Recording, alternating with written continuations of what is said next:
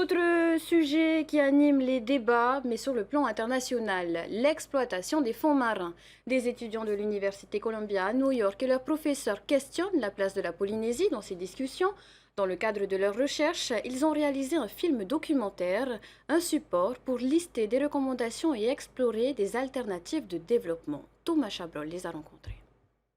Leurs travaux de recherche les ont poussés à venir jusqu'au Fénois.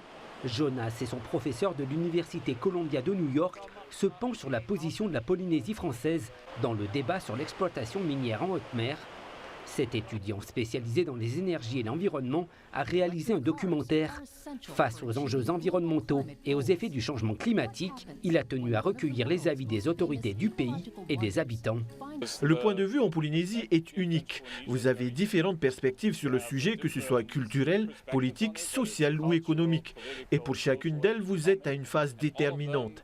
Et c'est ce qui fait que la Polynésie a une position unique pour en parler.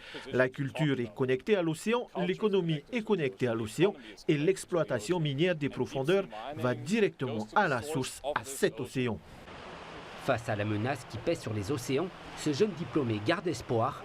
Ce documentaire et les travaux de recherche qui en découlent serviront à l'Université Columbia pour poursuivre des études sur ce thème. Ce film est aussi un support à intégrer, selon lui, dans le débat sur l'exploration des fonds marins. En ce moment, les pays débattent sur la possibilité d'autoriser ou non l'exploitation minière à certains endroits. On parle d'exploration et d'exploitation, mais jusqu'à quel point? Vu le contexte international et les avis différents d'un pays à l'autre, il est très important de mettre en lumière la position de la Polynésie française et d'en expliquer les raisons. En janvier 2023, l'Assemblée nationale a voté un moratoire sur l'exploitation minière des fonds marins dans les zones économiques exclusives des pays d'outre-mer et de France. Ce professeur est inquiet pour l'avenir des écosystèmes. Il milite pour un approfondissement des connaissances des grands fonds avant d'en puiser les ressources. Je suis inquiet parce qu'on est en train de vouloir exploiter plus vite que possible sans en avoir les connaissances. On ne fait rien sans connaissances. Je pense que nous devons préserver ces fonds.